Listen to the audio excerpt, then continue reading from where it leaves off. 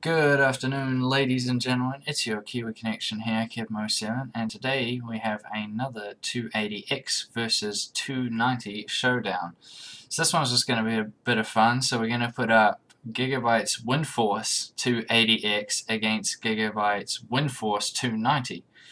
So this will be pretty predictable what's going to win, but I thought it would be a bit of fun and to see these very similar looking cooled cards going up against each other.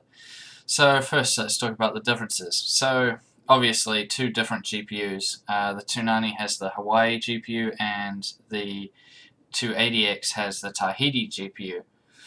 Now the only thing these two GPUs share is the 28nm architecture, otherwise they're completely different. So the obviously the Hawaii GPU being a lot newer and a lot better. And also the memories change. So the 280X has 3 gigabytes of GDDR5 compared to the 4 gigabytes of GDDR5 on the 290. And the 290 they're sitting on the 512-bit memory bus compared to the 384-bit memory bus of the 280X.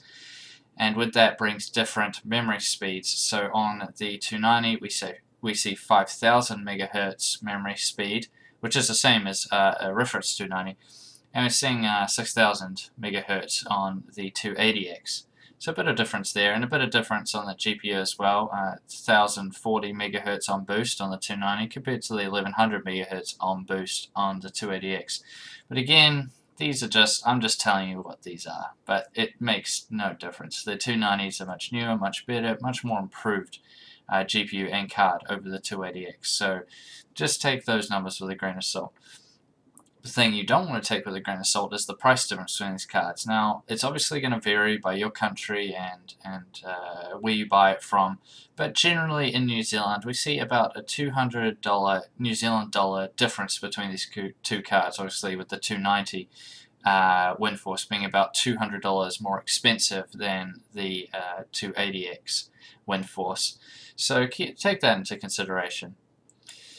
As far as the card itself, the cooler on it, they're pretty much the same except for some aesthetic changes, and the 290 being a bit larger in terms of the Windforce cooler on it's quite a bit bigger than the one on the 280X. Otherwise, they're pretty much exactly the same. It's the same design and everything else, just slightly bigger on the 290. So size-wise, the 290 comes in at 294 millimeters long, as opposed to the 285 millimeters long of the 280X. The 290 is 141 millimeters wide compared to the 126 millimeters wide of the 280, and the 290 is 3 millimeters taller at 41 millimeters over the 280X, which is 38 millimeters tall. So yeah, a bit of difference there. It's the same thing, just a bit bigger. That's all it is.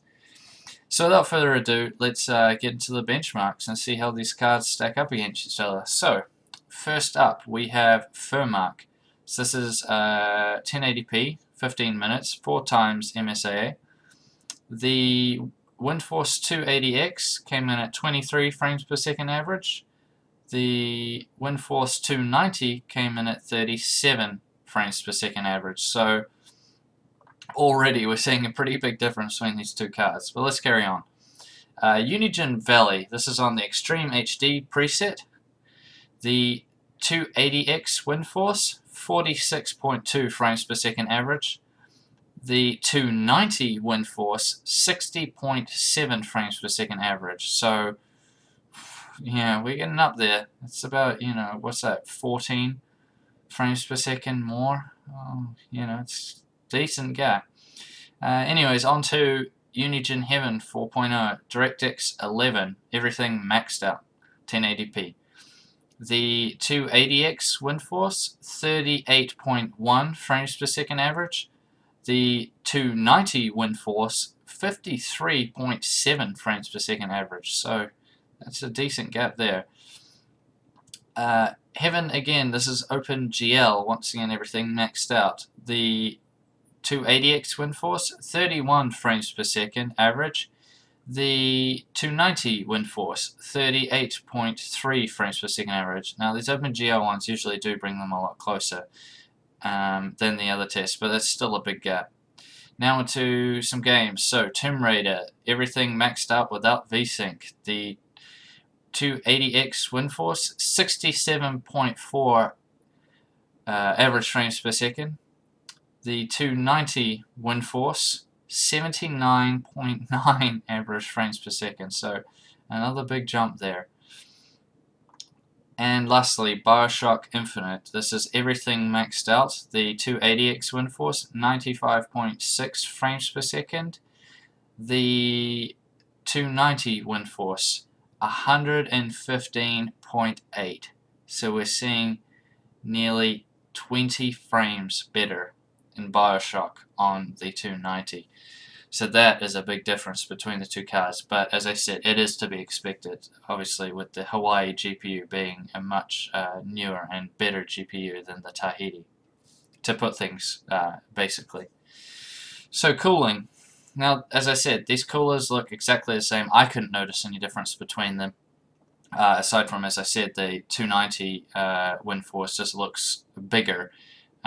Which is fair, because obviously the Hawaii GPU puts out a lot more heat than the Tahiti GPU. So this was going to be quite interesting in which one would perform better, but they did about the same. So in Firmark, just before I say this, the thermal limits are different on this card, so keep that in mind. Remember, the Tahiti, the thermal limit on the Tahiti GPU on the 280X is 85 compared to the 95 degree thermal limit on the Hawaii GPU, so just keep that in mind. Anyways, Firmark. So this was during my 15-minute test. The highest temperature I saw on the 280X Windforce was 76 degrees max, and that was at 90% fan speed, so it was going pretty hard there. But that's good. That's, about 9 degrees below its thermal limit. The 290 Windforce hit 84 degrees max at 70% fan speed. So that's about 11 degrees off its thermal limit. So that's about fair. They both keep, let's just say, with margin error, about 10 degrees less than their thermal limits, which is good, maxed out, especially in Firmark. But we're seeing quite a bit higher fan speeds on that 280X, so it's obviously got to go a lot harder to achieve the same cooling as the 290, even though the 290 runs hotter.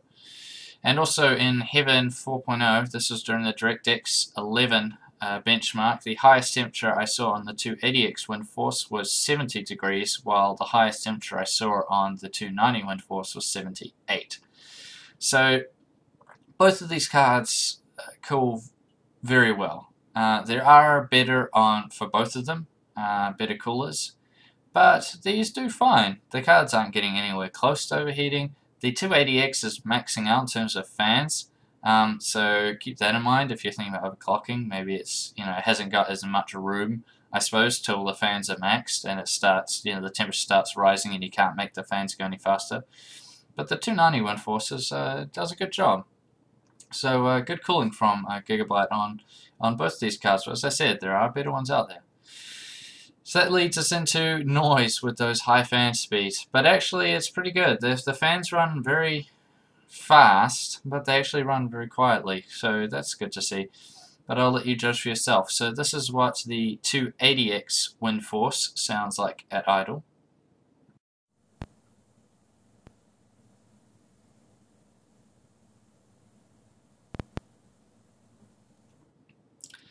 And this is what the 290 Windforce sounds like at idle.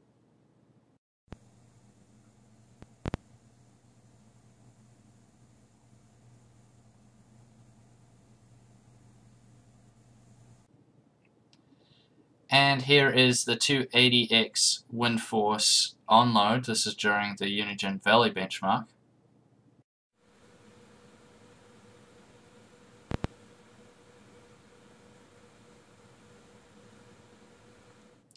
And here is the 290 Windforce on load during the Unigine Valley benchmark.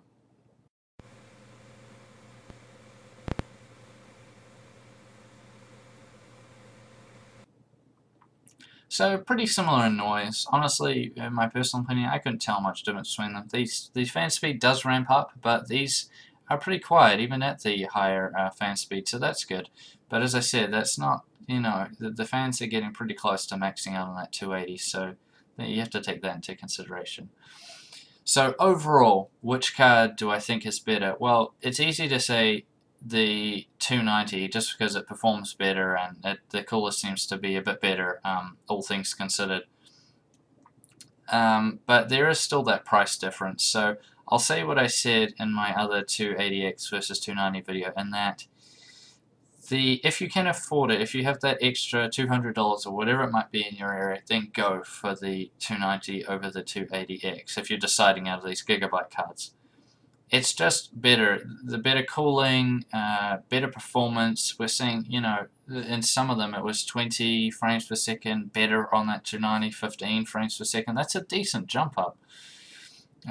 So it's a good jump up for $200, I have to say, and they're about the same in terms of noise and heat output relative to their thermal limits. So this one I have to hand it to the 290 Windforce, but if you're in a bit of a pinch or your budget isn't going to stretch that far, then the 280X Windforce is still a good card, and I would still recommend it. It put up a good fight in this one, all things considered. But yeah, I'd personally recommend you get the 290 Windforce, as it's just for the extra $200, it's worth the extra $200 or whatever it might be. Anyways, I hope you enjoyed this video. I hope it was educational. Thank you all for watching, and I'll see you guys next time.